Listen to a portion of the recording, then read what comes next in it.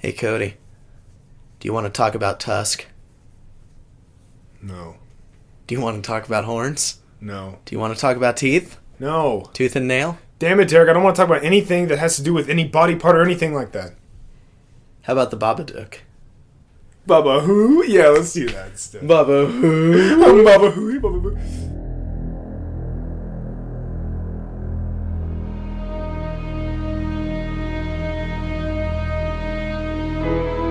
But it's not cool if you stick your sprint up your snatch. I got 4G in here. Shit. Can you hear me now? Derek, can we use this as the dry opening? Yes. Well, can we have 3 dry openings?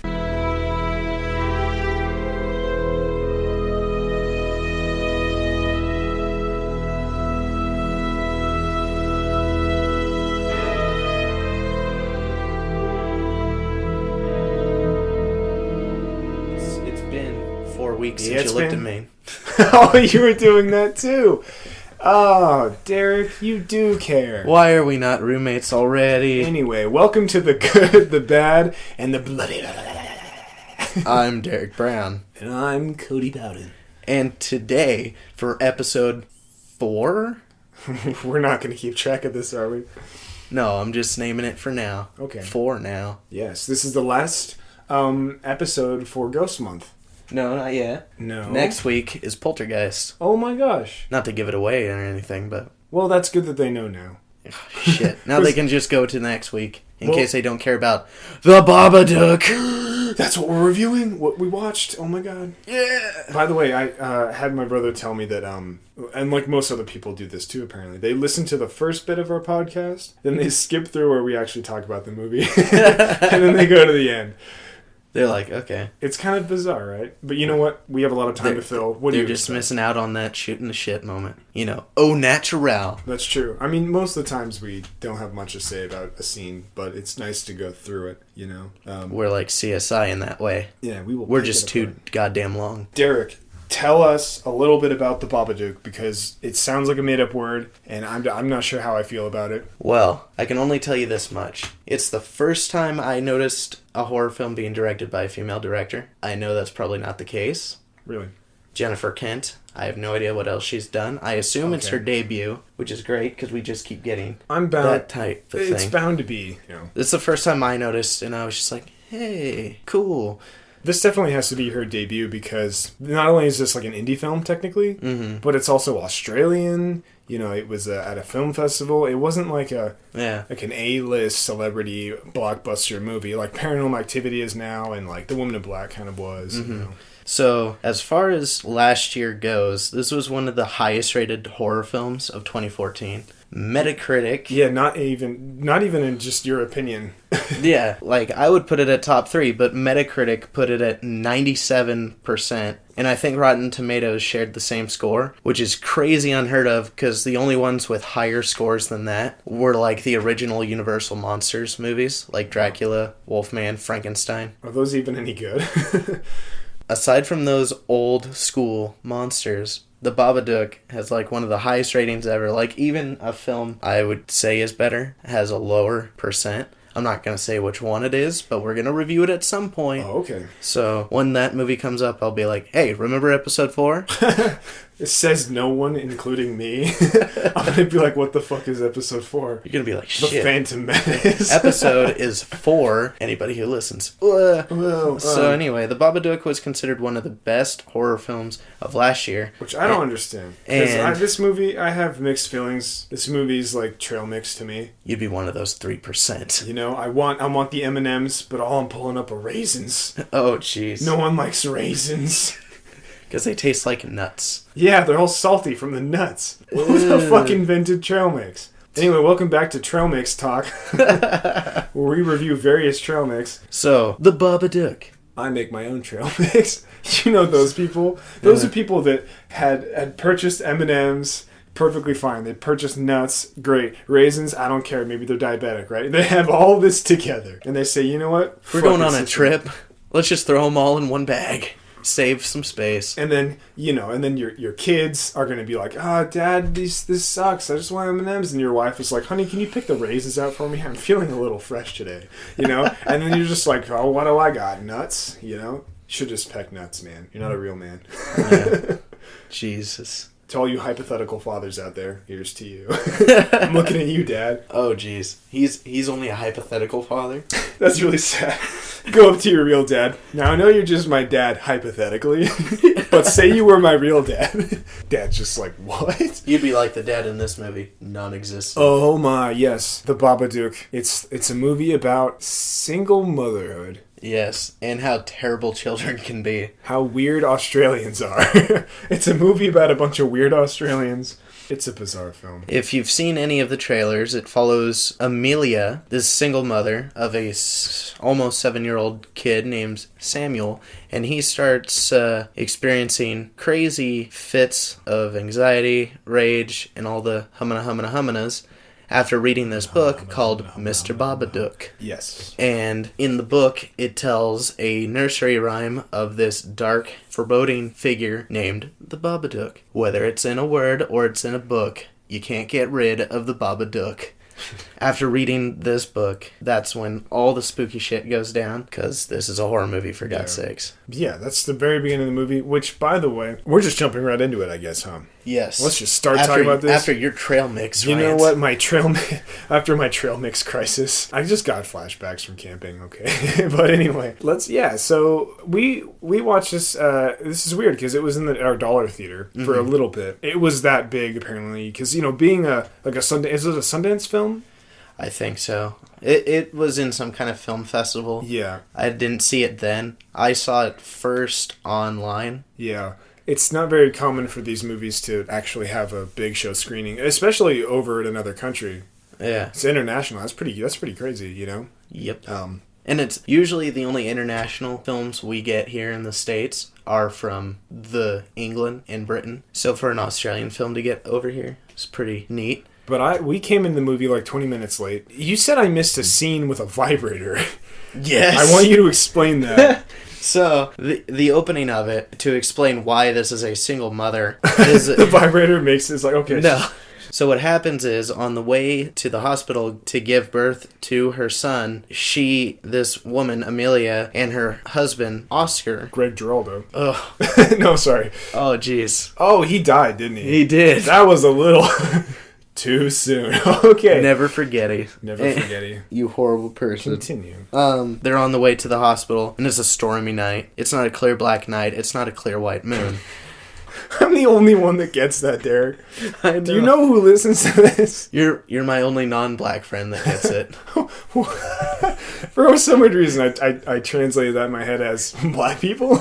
No, black people don't listen to this. Because black people don't like horror film things that they can't yell at in the theater. This just got really accidentally racist. I digress. Yeah, you At some better. point, I'm going to tell my coworker, Marlon, to listen to this, just so I get some kind of justification. Anyway. Wait, do you mind giving your public apology right now before you have to later? I'm sorry for being an accidental racist. You're like my grandpa, Denny's. I'm as bad as Toby Keith right now. Oh, I don't even know who that is. So anyway, he's a country singer.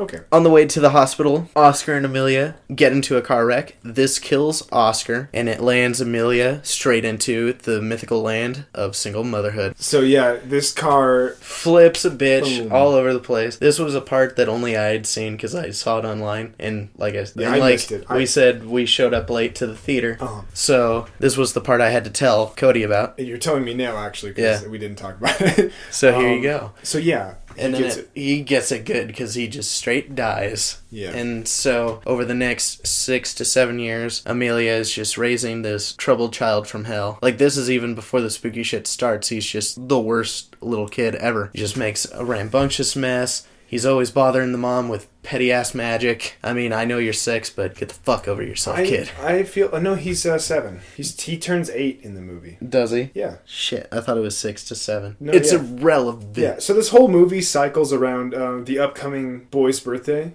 Mm-hmm. It really does. I mean, like, stuff will happen, obviously, that's totally unrelated to it. But in the end, it's leading up to his 8th birthday. That's the big event in this movie. And that's what happens at the end is he has his birthday. But this kid, you say he acts horrible, but I honestly think the mother is abusive. I mean, like, you see signs of it throughout the whole movie. And that's why I thought this movie was like some kind of analogy for like child abuse and like how horrible of a parent she is. We're gonna have to look that up at some point. I'm sure it is. I'm sure someone's like, I am a genius. I don't know why they're French. This is You're Australian, man. Oh, dynamite shrimp on the barbie. I'm a fucking genius, you know. Australian-born French woman. Yeah. Oh, oui, oui. Good day, mate. Oh, jeez. Good day, mate. Oh my god. Okay. But you know what I mean, right? Mm-hmm. So, someone out there is stroking their... There's got to be something in between the lines. Yeah. They are the weaver. They have a fully erect ego right now that they're stroking by the shaft. Or since it's a female. Yeah. Yeah. She's she much like the main character of this movie, she owns quite a lot of vibrations. Oh yeah. That's where I was getting to. So after one such dream of her husband being alive and them sleeping together, she just is like, well, I've got some kind of peace for the moment. So she pulls out this little vibrator, maybe about as big as 2 of my fingers together. Really? It's like a pretty small, but you can tell. Yeah. You can tell what it is. Okay. Like anybody over the age of, I'd say 14. I'd say 12. Kids these days? Oh, jeez. They own vibrators. Oh. Dude, I knew this, one of my friends in high school, she would just straight up like tell people she had that stuff. And she was like, 15, right? And everyone's like, not only is that weird, but like, where did you get it? And she's like, oh, my mom bought it for me. Oh, that's even worse. And then she's like, yeah, and then my sister bought me one too. That's even... Well, that's not worse, but that's just as bad. But that's like me going up to my brother, like if I was a kid and I was like, hey... I got a fleshlight. Can you buy me a pocket pussy? And he'll be like... He would probably just look at me and be like, no. He'd be like, gee darn, why? No, he'd... Actually, no. Knowing my brother, he'd be like, that's a great idea. And he'd buy himself one. We'd buy like the double pack, like the Costco pack. Buy one, get one free. Yeah, we'd buy the bulk pack of fleshlights. And dude, that... Actually, you know what? One of them's... Never mind. For those kids out there that have connections, buy them and sell them to weirder kids. Here, Melvin. Thanks, Brad. Yeah, why is Brad like the... Brad sounds like a cool guy. Brad sounds rad. He sure is. Be rad. Is rad. But, he would be the guy selling pocket pussies. So, yeah, there might... Anyway, that's the only part of it, and I think that's the only reason why this film is not rated in the theater. Like, that's the only time I've ever been to a movie theater where it said NR, and I said, ooh, so anybody can get it. Yeah, that's, I mean, like, for a theater showing, for a movie not being rated, obviously this movie would probably be rated PG-13, right? PG-13, or actually, no, R. Why would it have the R rating? Because it has a couple of fucks in it. Does it? And it's got the vibrator. Okay, yeah. The vibrator, though, I don't really think that's too important. They could have cut it out, maybe. But they say fuck enough times. I didn't even notice that. That's an element they could cut out of this movie. Yeah. They really don't need to have the F word in there. Heck no. It's just there for... Yeah. She says shit a few times, but I feel like that's necessary. Which is one of the funny scenes, which I'll talk about in just a little bit. But as far as not being rated, yeah, I thought that it wasn't rated because nobody had watched it. They'd be like, what was this movie rated? I don't know. No one really... I mean, Bill made it. He edited the thing, but he's got bits and pieces. I mean, let's just send it overseas. Yeah, Americans will eat up anything. Because we're so fat. They'll watch anything. Artistic. Anyway. But one of my favorite scenes where she says shit is when she's like super tired, right? Because she can't sleep because the Babadook, right? It's haunting her. And the little kid just standing right next to her bed, and he's just like, Mom, these pills you gave me because we're crazy, These pills that the doctor gave us because we're sick. Yeah. I need to eat. He's like, yeah, I need to eat with these pills or else they won't work, He said I have to eat. And she's like, I'm trying to sleep. And he's like, but I gotta eat. And she's like, well, you know what? Why don't you just eat shit? And the kid just like runs in the corner, and he's just horrified. Yeah, I thought that was so funny. Yeah, there were there were literally only 2 other people with us in the movie theater, presumably on a date. Yeah, and they were laughing at that scene, but it was pretty fucking funny. Yeah, I'm glad I'm not the only one that thought it was funny. That was just child abuse is hilarious and all. You know? But God, beats the fuck out of me. What a great line, though. Mom, I'm hungry, please, Mom. Well, you can just eat shit. Oh, jeez. That was great. Those are good advice for when I become a dad. Or a mother. When I become a single mother. You know, my coworkers at work, they tell me, like, all the time that I'd make a great mom. And I'm like, you know what? I fucking would. I agree with them. I'd make the shit out of being a single mother. If I could be anything, and this is really weird, and this, for some reason, to me, this is not gay. I have no idea why. This is not gay, though. But if I could be anything in the world, you know, I would be like a mom. Like a housewife. Oh, okay. I thought you were going to say the other thing that we discussed in the car. Oh, and I got really scared. Oh, yeah. So because we've already gone too far with everything in here. I think it's great. So Derek was asking me what would happen if I cloned myself, you know? What would I do, right? But wait, by the way, what would you do if you cloned yourself? I'd probably send it to work. You'd make your clone work? Wait, that wouldn't work. Yeah, what makes you think your clone wants to do your job? Your clone is you. Exactly. You don't want to do your job. We'd have to take weeks. Like, I would do 1 week, and then my clone would do 1 week, and then whatever. Yeah, I would be okay with that. Dude, I'd be way caught up on my gameplay hours in Pokemon and shit. You know what I would do? I would go to work with my clone, and since we're technically still the same person, you know?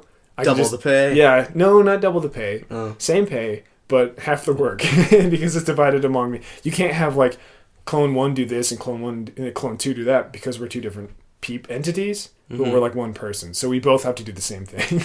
I'm sure there'll be like some weird law on that, you know.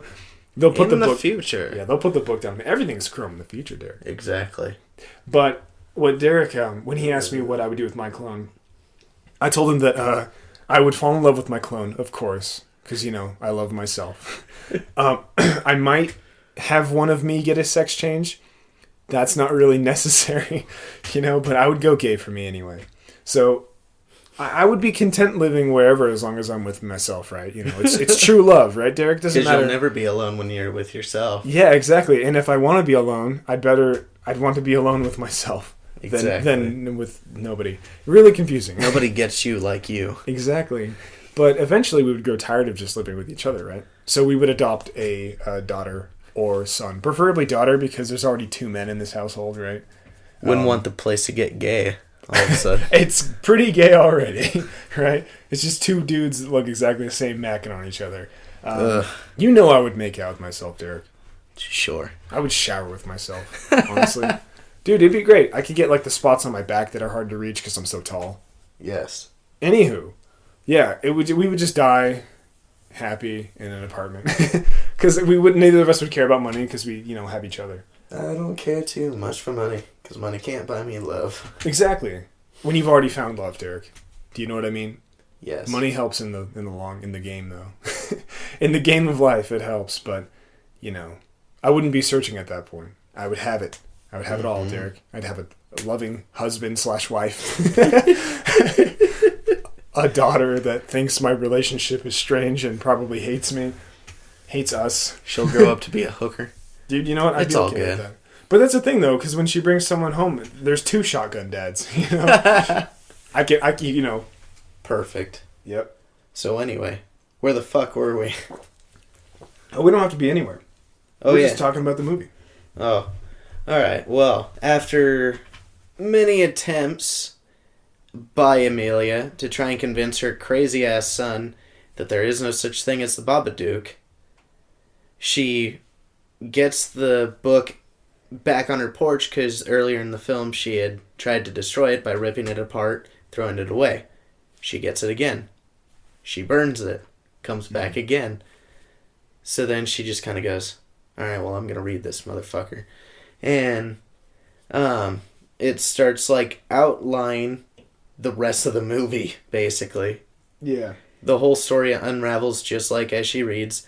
Mom goes crazy because of the Babadook, kills the dog, kills the kid, and then kills herself. At least that's what the book says is going to happen. Yes. And so, at one point it says, if you try to deny that it exists, it gets stronger. And, of course, it says it in, like, poetic rhyme, because it's a nursery book. A demented nursery book, but still. Yeah. So, several times she just goes, "It's not real." And then lights go flicker. She starts seeing shadows everywhere, which is some of the better scares in the film, is when it's just dark enough to where you can't tell if something's there, or, like, there's nothing there, but you keep sitting there going, is that going to turn into it? That's where true horror is, really, when you can't see the monster. That's the problem with kind of movies now, you know? We have to show what the demon looks like, you know? That's how American horror works. But it's so much better, like, the fear of the unknown is truly... I mean, that's so cliche, but it's, like, so true. Because everything up here in my head is way scarier than what they can put on screen. Like Insidious, are we ever going to talk about that? Eventually, yeah. But yeah, both of them together. Everyone knows the ending of that movie, where they actually show the demon and they actually physically fight it. It's so lame. Yeah, that's where everybody says it falls apart. Yeah. I finally got over that. Yeah, but still, I mean, they should have shown it. Yeah, they should not have physically shown what they could have shown him just as a black silhouette, like they do in this one. But there's one scene where you clearly see a face, like Mr. Babadook comes and visits Amelia in one of the bigger scare sets, and he crawls along the floor all rapid-like, which is spooky in a way. Yeah. Because it's just very unnatural crawling. Like, crawling on the ceiling is unnatural in itself, but then when you have it just, like, move faster than a fucking spider. Yeah, but in this scene where she's, like, in the same room as Mr. Babadook, he looks like a patch of, like, oil, like tar. It just doesn't look... scary. It's just kind of like a weird blob to me. Yeah, let's talk about this scene a little more clearly, because this is one of my favorite scenes, actually. The kid. Let's talk about the kid. Okay. Because this is a great child actor, honestly. I mean, for how young he is, I don't even think he's 8 or 7. He looks like he's like 6, like you said. He's really young, but he has a lot of parts in this. And like, so he's the first one to think Mr. Babadook is real, obviously. He's, like, talking about him all the time, like, Mr. Babadook's gonna kill you, and his mom's just like, oh my God. I'll protect you, Mommy. Yeah, Mommy. I'll protect you, Mommy. It's a small Daniel Radcliffe. But with bug eyes, and, like, he looks like he's been... One of the kids left over from The Woman in Black. Yes. He's one of, like, the extras. One of the extra orphans in The Woman in Black. Third kid from the left. Exactly. Third rock from the sun. But he looks like an alien. All right? But, you know, he actually builds weapons for the Babadook. He builds a crossbow and a catapult that's back mounted. Yeah, like he's like some troll from Lord of the Rings that has like. Why wasn't I as smart as this kid when I was a kid? I don't know. Well, that's why I think he's autistic. By the way, let me bring that point up. I think this kid's autistic. End of story. You know, but he acts so weird. His mom's like, "Why are you so weird?" But he's a savant in this woodworking and crafting, because how would you even build a crossbow? At 6 years old. Yeah, and it's so functional. Like, they show, at the very end of the movie, they have a little scene where he's fucking around with it. He hit, like, a bullseye on a dartboard with this crossbow, like, probably from, like, 20 feet away. Yeah. That's pretty impressive for, like, anything, really. I don't even think I could I don't think I could even hit a bullseye with a real crossbow. Nevertheless, one that I made that shoots like darts. Yeah, and you were 6 at the time. Well, I'm feeling 22. But yeah, this kid's a savant, and obviously, I say savant, not a savant. He's a savant, like Rain Man. Yeah, exactly. He's a one too. But his mother. Let's talk about the mother now. Because now we know the kid. The kid's just a fucking weirdo, right? She's a nervous wreck all the time. Yeah, his mom, ever since her dad, her husband died, she's just been a fucking mess, obviously. This actress deserves an award. Yeah. Or some kind of recognition. She really does look like someone ran a train on her. Like, all the time. She wears no makeup ever. She's like a nurse, which is like a really stressful job too, at a retirement home. She's just always having a bad time. And she gets really angry and like violent with her son all the time, which is, it's pretty much abuse. Yeah, she covers the whole emotional range. She's angry, she's sad, she's a little happy. Barely.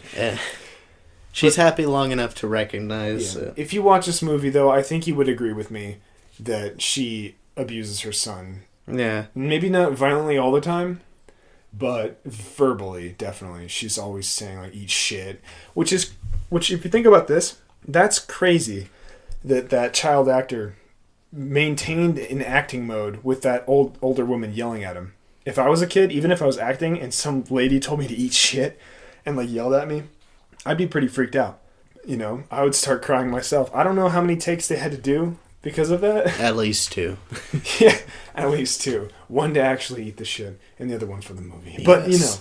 But, there's just so many times where she's like, shut up, you know, like grabbing him and shaking him, and it's scary. Why can't you just be normal? Yeah, why can't you be normal? You broke your cousin's nose.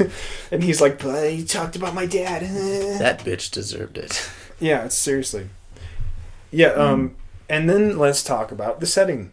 The house. That house is great. No, it's not. Was that sarcasm? I like that house. Do you? Yeah. Would you live there? No. Yeah, I didn't it's think great so. for a horror film. It's hard to believe it's an Australian home. I don't know Australia very well. Well, all I know is that there are big spiders and koalas there. True. It looks an awfully lot like something you would see in like a loft in like Europe. Mm-hmm. You know, it has like that European kind of like English vibe. Well, Australians are like second-rate British people.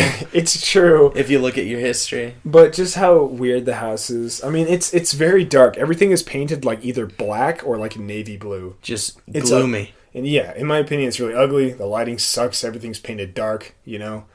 It's just an awful looking house.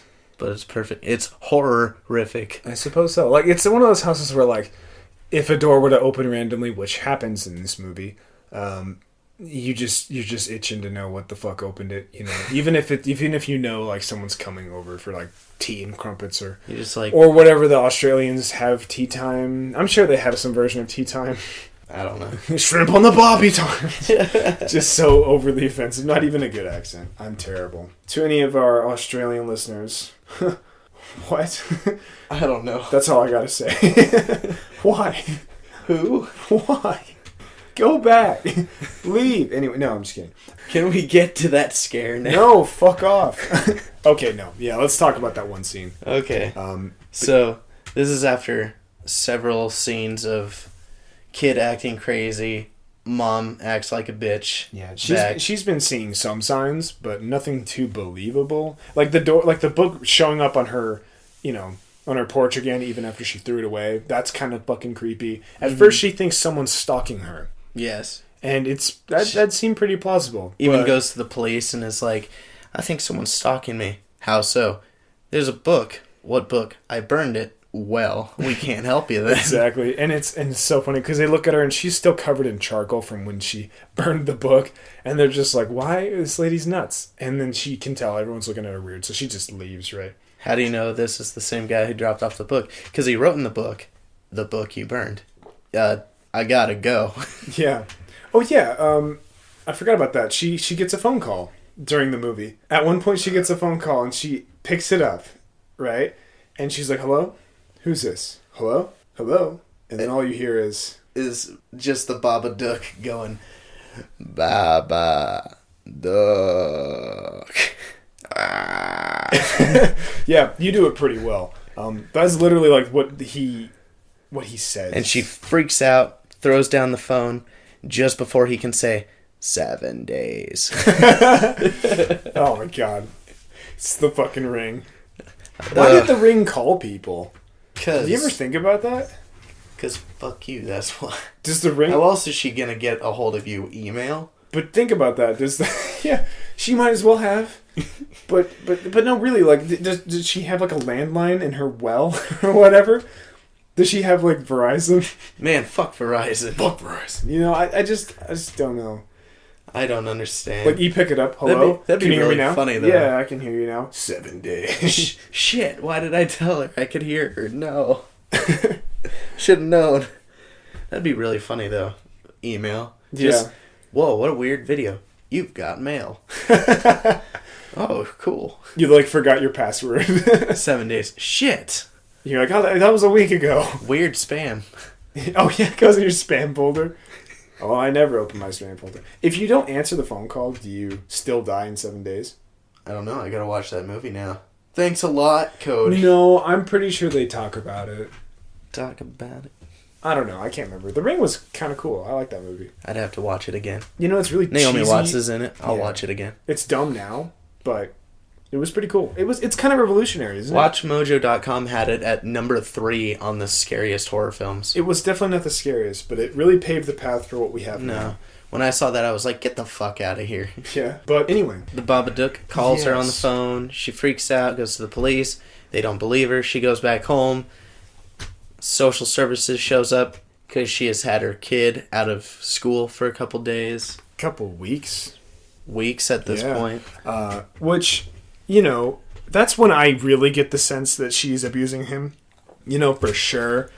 Because, you know, it's social services, right? Someone obviously knows that she's been abusing her son. Yes. And even at that one party that she goes to, her sister, I believe? Mm-hmm. Her sister's daughter, her niece, is having a birthday party. And when they're all the adults, all the women are gathered around a table talking, everyone just looks at Amelia like she's a monster. You know, it's clear that they know that she's abusing her son. You can just tell. But this is the scene where Amelia's niece, which would be the little boy's cousin, is yelling at him in the treehouse. You don't have a dad because he didn't want to live with you. Yeah, she's just saying all this shit about his dad. Being a little snot-nosed bitch. Yeah. And he's like, fuck you, mate. And pushes her out the treehouse. 1v1 me, mate. Yeah. I swear to me mum. I swear to me mum will break your fucking bones. I'll thrash you, mate. I'll fucking glass you. I'll fucking glass you, mate. Right in the gabber. You know, so he pushes this bitch-ass punk like 20 feet out the treehouse. She lands on her stupid fucking face and breaks her fucking stupid nose.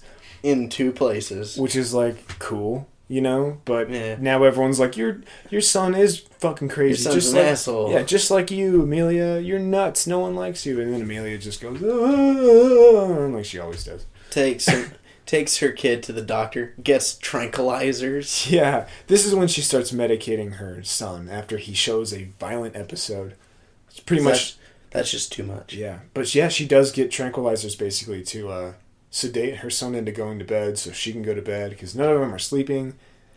This is partially due to the Babadook. And, at some point, yeah. Yeah, and a little bit involved with the fact that her husband is gone. Mm-hmm. And he may say, hey, it's been 7 years. Like, they say that too in the movie, you know? Yeah. It's been 7 years. Why are you still stressing and not coping?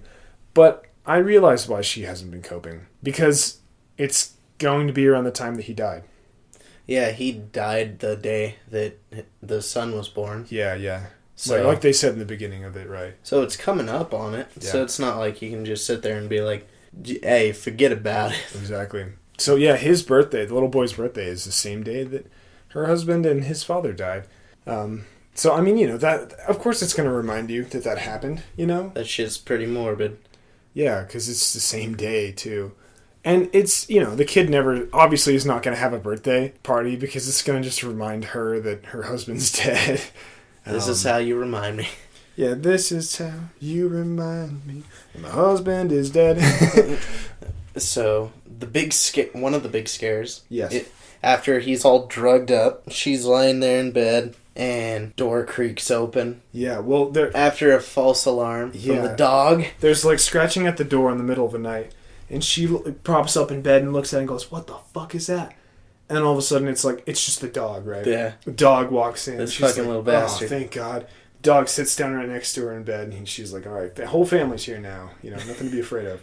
Three's company. Yeah. And then all of a sudden, the same exact scratching noise at the door. And she's like, but the dog's over here, and I'm over here. Then that means, oh no, you think that's bad. So... You know, it's the motherfucking Babadook. So she just stays in bed, ignores the shit out of it. Yeah, just staring at the door. Creaks open, and she looks over, sees the hand reach out to, like, close the door behind him, because he's not a total dick. And... he's a gentleman. He closes the door when he enters the room. Yeah. Probably took off his shoes, too, when he entered the house. Baba shoes. So he sneaks into the shadows. She pulls up her sheets because she's just like, I'm not having that. And he pops up on the ceiling, says his thing, Baba. Yeah. So that's horrifying though, because she's like, oh fuck, he's in this room. I clearly saw someone. Yeah. She pulls the sheets over her head, and it's like right in front of her face. It's just this loud Babadook, right? Yeah, and that's creepy. Terrifying. Hearing it in the dark and not seeing anything would be freaky. What I thought they should have done with that scene is like not actually show him when she takes her sheets off, but just have him either gone or like you see like a shadow or like half of a face. But instead what happens is, like you said, you see him crawling on the ceiling, and then he does this weird like stop motion spinning toward her, which is kind of dumb. It's an indie film. What do you expect, man? Yeah, I know, but it could have been so much more creepy in the way that, ignorance is like the unknown, right? Ooh, not showing the greater unknown. The greater good. The design of the monster's cool, in my opinion, but like, it is. But this reveal halfway through the movie is kind of, I'll agree with you, just kind of sells it short after that, because after you see silhouettes of him in the rest of the time, you're just like, okay, Mr. Whiteface. Yeah, exactly, right? Who are you trying to pull? But yeah, Mr. Babadook himself. For one, I didn't think that his last name was Babadook, and it was like, Mr. Babadook. I thought they were just making weird-ass words up, like, oh, it's the Google flag narb, Look out for the Google flag, right? But throw a rock, you'll hit any Dr. Seuss name akin to it. Pretty much. But, I'm going to call him Sir Duke. Sir Duke. Mr. Duke. Duke of Baba. Duke. Baba. Duke. Baba. Duke. You know I'm gonna scare you, babe. My Duke of Duke. Too much fun with that Baba. name. It's a great name.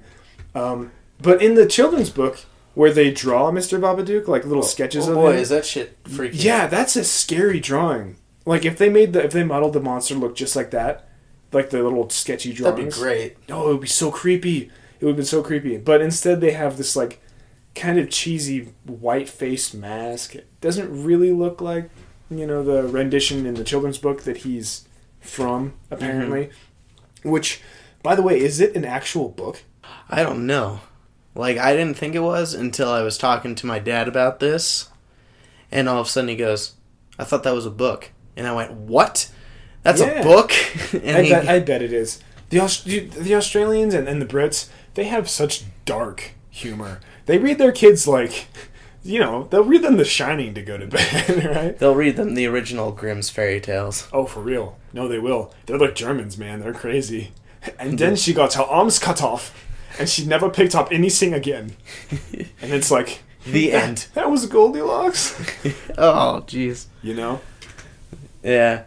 And, thankfully after that, there's not a lot of, like, jump scares. There's a lot more of that, is he going to pop out of here? Yeah, most of the fear is, like, not having anything come out of the dark, but you expect it to, which is cool. I like that. If you've got the audience on an anticipation of that, since they're used to more modern horror films where it's just like, blah, ah, blah, ah, boo.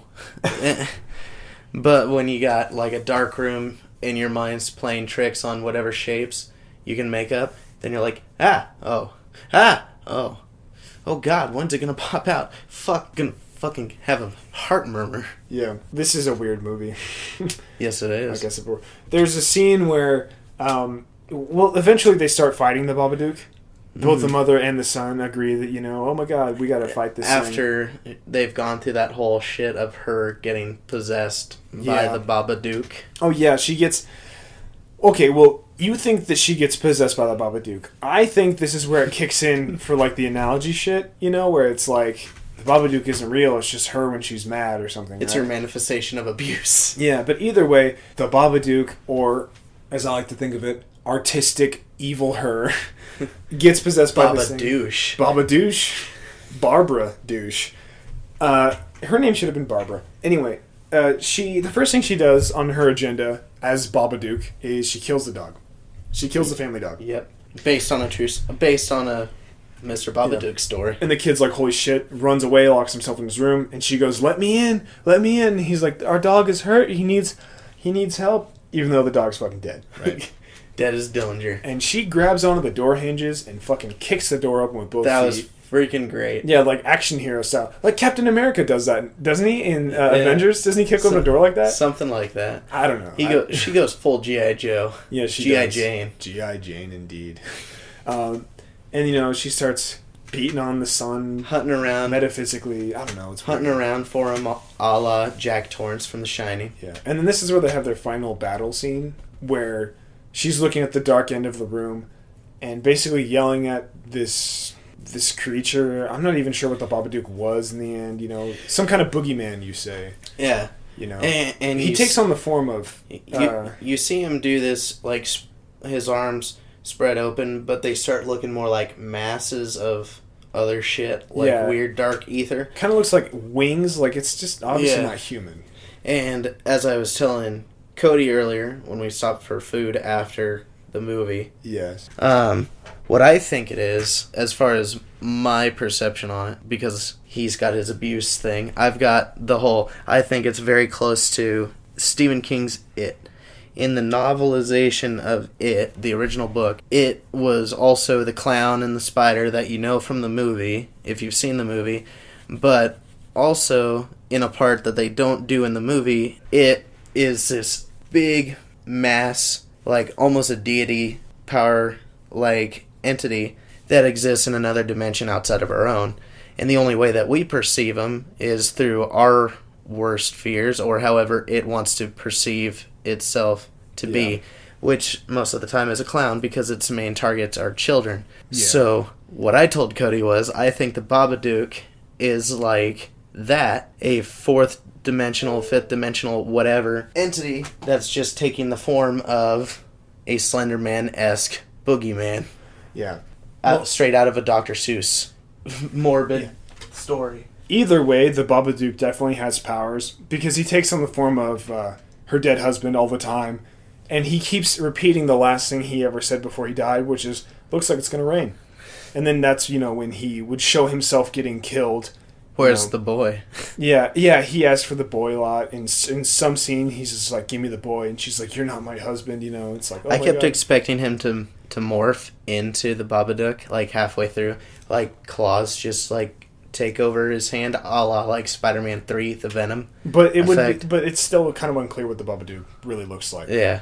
You see the whiteface version, but then it turns into that thing, and you just don't know what it is. Even after it does that arm spread open in a V kind of thing, so you see from its point of view it spewing this bright white light on Amelia. So it's just kind of like, whoa. Also, again, like the deadlights from It.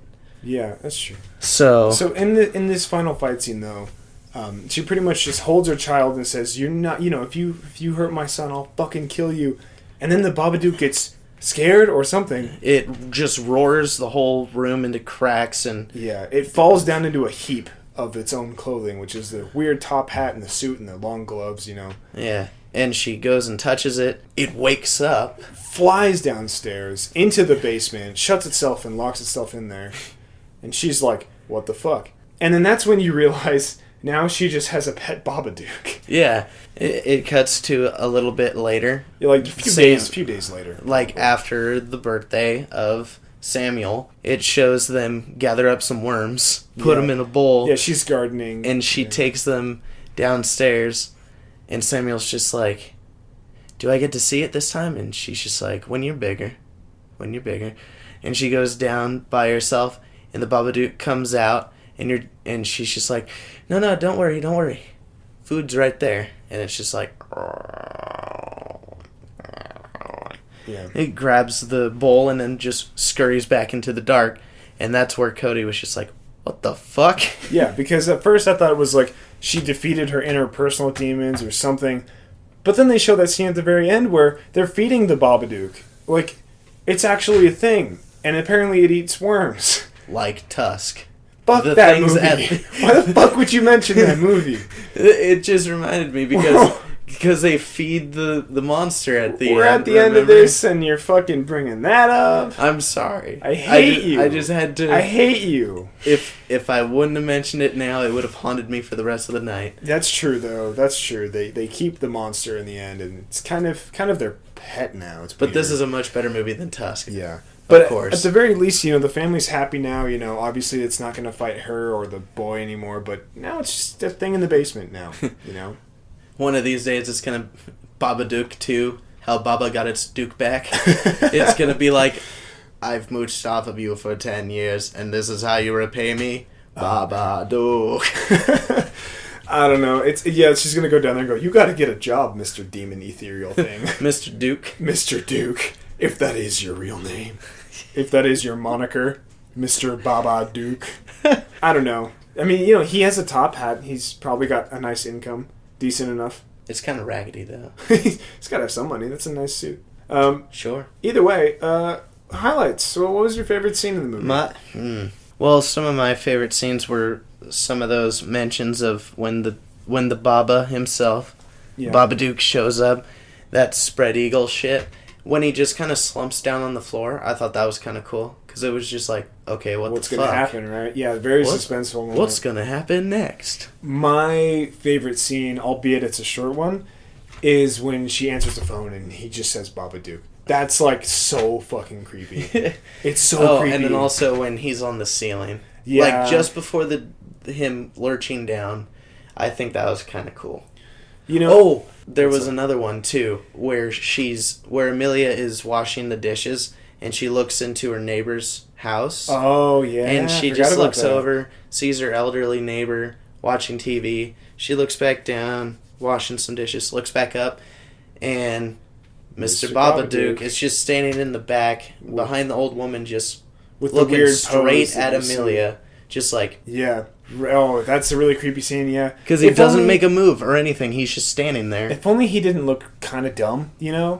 If he looked like... I swear, if he looked like how they drew him in the children's book, it would have been so fucking creepy. His silhouette is good enough, I think. Yeah, it's alright. Like, since they weren't going to go with the storybook rendition...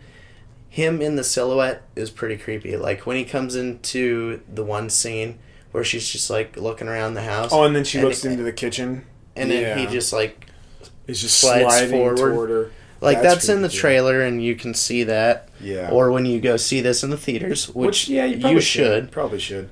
You'll know what we're talking about. He just kind of slides forward. And he does a very creepy, like, sliding thing where he just, like... That zooms in on you. The unnatural ghost slide. Yeah, well, not quite. Because nowadays in the movies, they have him like lurch at you incredibly fast. Yeah. This one's just like a slow... Like, he's standing on those things at the airports. They kind of like drag you along, The freaking... I love those things. Yeah. Those escalators that have been crushed by... This flat escalators. But what's your least favorite scene in the movie? Least favorite? I can tell you mine right now. What is yours? It is... And this counts. In my opinion, it counts. The scene which I thought was great, where like the Babadook is right in front of her. She's under the covers, right? Mm-hmm. And like here's Babadook. When she takes off the covers and actually sees him crawling around on the ceiling and stuff, what I thought would have been way creepier is if she slowly takes the covers off, like really slowly, right? Okay. And then like it shows you what she's seeing, and then this is what I would have done. Okay. Okay. And then if she had been slowly taking the covers off, and like you're seeing what she's seeing. As the covers slowly go down, the face would just be right there. Oh, jeez. And then all of a sudden, she would just slowly, like, see the face, but she would just keep going for some reason, That'd be really cool. That would have been creepy. Because it'd be like, why? He's looking right at you. He's right next to you. Why would you keep doing that? And make it the storybook rendition. Yeah, I would have made just big, white, dull eyes. Yeah, I would have changed it to that, too. Big old... To make that crazy grin, like from the wild things are. And you know what? And I would have been fine with that if she had just woken up after that, like, oh my god, it was a bad dream. But I wanted them to do that. Like, when I was watching it, I was like, I immediately knew a better scene. So for me, that was the worst scene because the way they did do it was just stupid. And they didn't make them look right, and I don't know, it was just awful. I can't think of a least favorite scene. Not for me anyway. I'd have to watch it again. Perhaps the scene where the boy is fighting the mother when she's possessed by the Babadook. He stabs her in the leg. He shoots her with his crossbow gun. Oh, what I will say I didn't like, but it had to serve to the movies. What's that? Business is how she's all tied up on the floor, and yet he just yells at her like, "I love you, mommy," and then all of a sudden she just snaps out of it. Yeah. I was just like, God damn it. Yeah, the power of love, right? Blah, blah, blah. I guess that's the power of love. The power of love. So that had to be mine. My other highlight is how they segued between scenes. Yeah. Because they did that shit just like it all seems like one big lucid dream at one point. It's great. It's pretty cool. I love that stuff. That's why I was telling Cody earlier, I am buying this when it comes out on DVD, which is in 3 months or 4 months' time. Not bad. So, obviously, if we come down to rating it, it's already going to be high on my end. Oh, yeah. So, before we rate it, though, final thoughts? Anything that we want to throw in there? I really think that the actress who played Amelia deserves some kind of award. Yeah. Quite honestly. She really did. If she hasn't already done so, she needs to get some kind of recognition for this part, because she really covers famous actors. All that shit. You know? Like, I think I've seen her in one other thing. I don't recognize her name at all. But she definitely deserves some kind of thing for this. I don't care what it is. People need to know that she was just dynamite. Yeah. One thing I think we overlooked was a fairly unimportant scene in the very beginning where one of her coworkers is clearly trying to hit on her, but she's not having any of it. Like, he brings flowers to the house, and he brings like a little puzzle for, I guess that could be my least favorite, since I totally forgot about that. Exactly, it's totally unnecessary, right? Yeah, it's useless. I'm glad that he wasn't shoehorned into the rest of the movie. Like, he just shows up halfway through the Babadook fight or something. Yeah, that would hey, I came to help, and then all of a sudden die. Like, Hunky Harry from Women in Black 2, Electric Boogaloo. That would have been terrible. One last final thought for me is the kid is shown through the movie speaking his mind, what's on his mind, and it's so inappropriate sometimes. Like, he's just sitting there with the neighbor, and then she's like, "What are you doing at, Mrs. Whatever's house?" And then he's just like, "She has Parkinson's, that's why she shakes a lot." Like this. And he starts doing the fucking robot, and she's like, just like, knock that shit off. Oh, it's so great. Anyway, Derek, The Babadook, what do you give it out of spooks? Whether it's in a phrase or in a book, what do you rate it out of spooks? 8 spooks. Out of 10.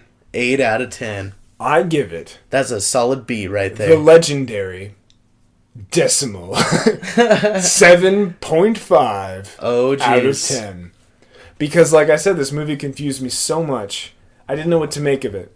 I mean, if they did not show the scene with the monster being an actual thing at the end, 8 out of 10. If they had gone all the way and made it clearly a creature that you can see all the time, 7 out of 10. But it's in that weird halfway point for me where, like, the Babadook isn't really real and is really real. So 7.5, Oh, jeez. It's a weird halfway. That's how I'm going to do my decimal system. To contradict what you had said earlier, you ended up rating this better than Woman in Black 2. I did. Even though you said Woman in Black 2 you liked better. I did. But you know what? That's the thing, Derek. If I were to rewatch any of these, I would definitely rewatch Woman in Black 2. Oh, I will eventually. The atmosphere was so cool in that movie. But in this movie, it's a depressing atmosphere on purpose. But that makes it... The replay value for me is really low. But that doesn't mean it's bad.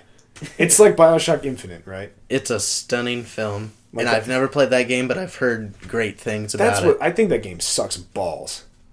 Really? But I played through it once. I liked it. I'm never going to play it again, though. But the first Bioshock, I played through that like 50 times. 50 times, man. Well, sweet. It depends. It really is. It's about personal taste. I know a lot of people that would really like this. Yeah, that's the problem. There are a lot of movies out there that I can't watch multiple times over. Exactly. Like, as far as comic book films go, I really like Watchmen. Yeah, I've never seen Watchmen. That sits in my top 5. That's number 3. Yeah. I can't watch that every day. Really? Like, any of the other ones in my top 5 I could watch every day. But Watchmen is so damn good that even though it doesn't have a lot of replay value, like, on an everyday basis. Yeah. It makes up for it in the 3 hours that it lasts. Now, I know a great example of a movie that is amazing, but you just cannot watch more than once. I Am Sam. I've not seen that. It's so sad. It's so bittersweet, and it just tears apart it's just emotionally, it just tears you apart. But you can't say it's not good because you feel every moment of it. You know, it's so hard hitting. But I would never watch it again. So what you're saying when is... people say, want to watch a movie, I go, you dare make me go through that again, you know? So what you're saying is, the Babadook is the I Am Sam of horror films. Exactly. The Babadook is the I Am Sam of horror films. My closest one to that would be The Boy in the Striped Pajamas. That's a really sad film. It's a really good film. I could watch that again. I'm not going to watch that again anytime soon. Because that was just really sad. But let's leave on that note. On the Holocaust. Yes. The perfect place to leave off and forget. No. Well. Anyway, so join us next week for the conclusion of Ghost Month, where we watch the classic Poltergeist. I'm excited for this movie. I've only seen bits and pieces of it. Everyone knows the shitty cliches, you know, like they're here, you know. This house is clear. Yeah, everyone knows those scenes, but... The attacking tree, the clown. Yeah. But, I mean, you know, I've never actually seen the movie. So this is going to be awesome for me. I feel like I'm going to really love it, though. Oh, man. It looks so great. I haven't seen it in years. I don't think it's been since 8th grade. Maybe earlier than that since I've seen it. Maybe it'll be shitty now. I don't know. I don't know. I mean, a lot of movies from that time were actually still good and, like, hold up. From the 80s, yeah. The 70s... Not so much. Yeah. The Thing was great, though. That's from 82. Son of a bitch. I thought so. Halloween is like the one from the 70s that I could rewatch again and again and again and again and again. And that's really not a horror movie. It's more of a thriller, honestly. No one really dies in that movie, if you think about it. In Halloween? Yeah. A lot of people die. What are you talking about? Am I thinking of the right movie? I don't know, man. That's the one with the... Oh, no, that's Forrest Gump. Anyway, join us next week where we watch The Poltergeist. We will be back next week with Poltergeist, whether you like it or not. Son of a bitch. All right. Goodbye, everybody.